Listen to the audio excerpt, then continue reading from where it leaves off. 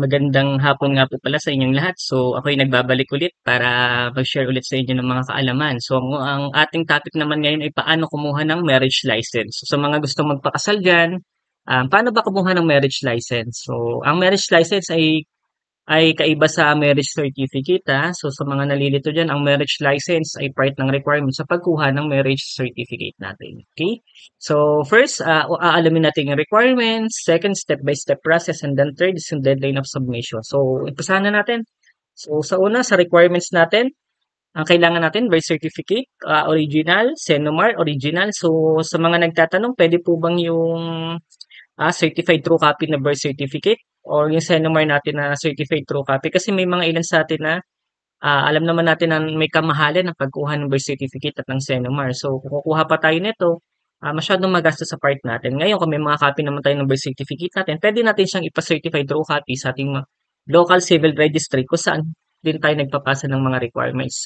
Take note ha, may mga piling local civil registry na hindi tumatanggap ng certified true copy. Kaya nilagay ko dito is original. So, it's up to them kung ano yung mga kailangan na requirements nila. Pero yun nga, gaya na sabi ko, hindi lahat pare-parehas ng requirements. Depende pa rin tayo sa inyong local civil registry requirements. Ngayon, katulad nito, so very general ang ginawa ko para yung iba sa atin na gusto mag-process nito, at least alam na nila yung mga kailangan nilang dalhin. Okay, so third, marriage license application form. So, pipil upan natin to. Medyo marami-rami to. Actually, kadalasan ito, 5 or 6 na pirasong page ang pinapa-fill up sa atin. So, saan ba nakukuha itong marriage application form? So, may kukuha din natin to sa mismong local civil registry office na pagpapasahan natin itong requirements na to. So, sila din na magbibigay nito na blanco na to. So, pipil upan natin. So, yon. Dalawa kayo magpi-fill up ng marriage license application na yon. Isang si wife and then si husband. So, dalawa kayo magpi-fill up nito.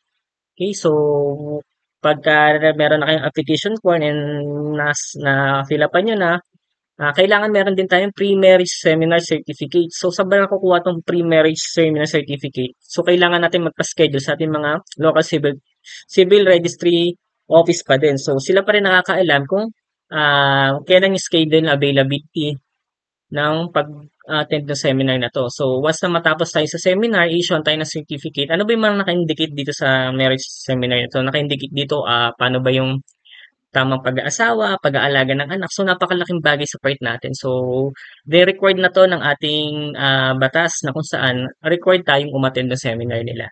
So, pwede po ba? Private kasi nagpa-seminar ako. So, pagka ganun po, hindi po ino-honor ni local civil registry yung ganong klaseng seminar. Kailangan sa kanila tayo magpapa-seminar. Okay? So, once na makapag-seminar tayo, mag-issue sila ng certificate. So, yun yung isang requirement sa pagkuha ng sa pagkuha ng ating marriage license. So, yung pang-last, yung picture ID. So, depende pa rin to sa civil registry office kung saan kayo nakatira. So, ayun, kung mapapansin nyo, very general nga itong aking mga requirements. So, may mga iba-iba silang requirements. So, depende pa rin sa local civil registry office ninyo. Okay? So, yun po.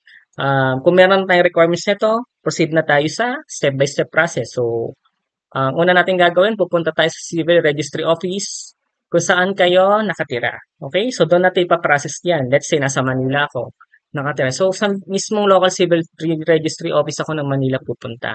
Okay? So, once na kompleto ko na, sasubmit ko na yung requirements. Lahat ng requirements kanina, sasubmit ko na nga. Then wait natin yung evaluation ng requirements natin kung may kulang pa ba. Sila kasi nagba-validate noon kung kulang or may problema doon sa documents na pinasa natin.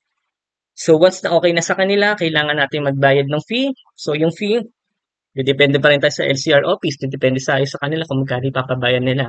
Pero estimated ko lang to, wala pang mga 1K to. So hindi naman siya ganun kalakihan. Pero syempre, may kabigatan pa rin para sa atin. Gawa nga no, napakarami pa rin pinoprocess sa SID sa marriage license na to. So, okay. So, yung last.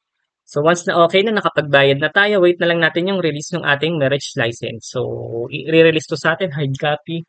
So, yun na, once na meron tayong marriage license, pwede na natin i-process yung ating marriage contract. So, another topic na naman po yun. So, okay. So, tapos na tayo sa step-by-step process. Ito yung sa deadline of submission. So, sa pagsasubmit ng mga submission natin sa mga lalo tong marriage license na to na for me, 1 to 2 months prior schedule ng wedding ninyo, kailangan nyo na tong asikasuhin. Kasi may katagalan to, lalo sa pagkuha ng schedule na seminar. Sa seminar kasi minsan nag-i-issue si local civil register na third week, 3 weeks bago no, 3 weeks nung pagpunta mo. So, after, antay ka pa ng 3 weeks. So, ganun siya katagal. So, for me, 1 to 2 months.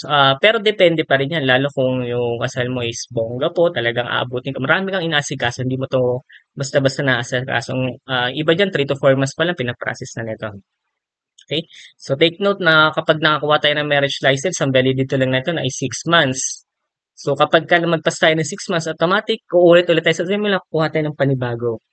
So, yan, make sure lang na bago ma-expire yung ating marriage license is ma-process na yung ating wedding. So, in short, kailangan na natin magpakasal bago ma-expire kasi napakahirap kumuha ng mga requirements, lalo-lalo na napakarami na ngayon requirements sa pagkuha ng marriage license. Unlike before na birth certificate lang at kung anong at kung mga ilan-ilang requirements lang. Ngayon kasi nagpasa na ng batas na kung saan ito na yung mga kailangan ipasa.